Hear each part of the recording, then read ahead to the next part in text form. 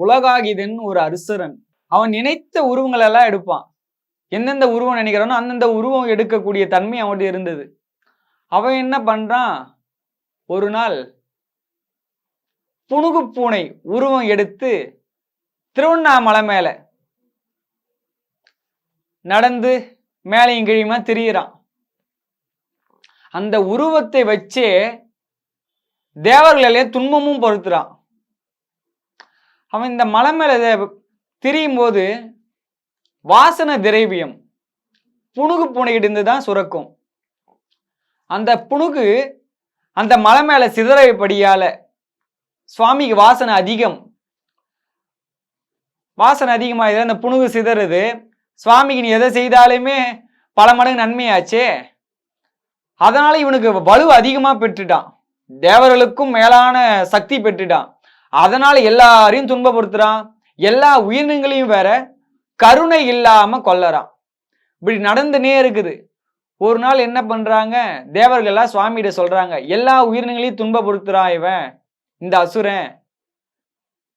அருணாச்சலத்துல அந்த புனுகு சிந்தியபடியால இவருக்கு அதிகப்படியான வலு பெற்றுச்சு. அதனால அவனை கொல்ல முடியாது, வேணா மோட்சம் கொடுத்து அனுப்பலான்னு சுவாமி சொல்றாரு. அப்படி சொல்லிட்டு சுவாமி அந்த புலகாபிதனை கூப்பிடுறாரு. அவனும் வரான்.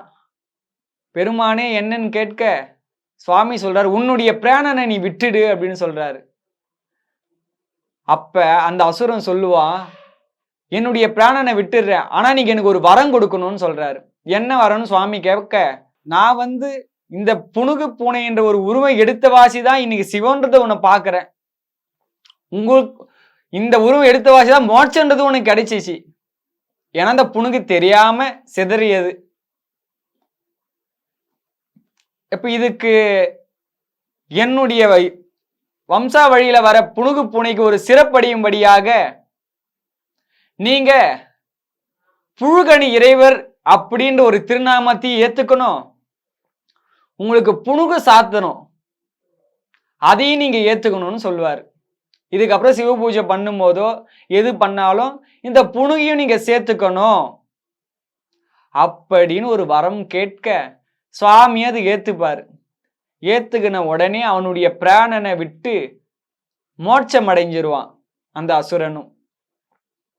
இது அடைந்த உடனே பல தேவர்களும் பொறாமப்படுவாங்க. அவன் செய்ததே பல துன்பப்படுத்தினா, ஆனா இருந்தாலும் மோட்சம் அடைஞ்சிட்டானே அப்படின்னு.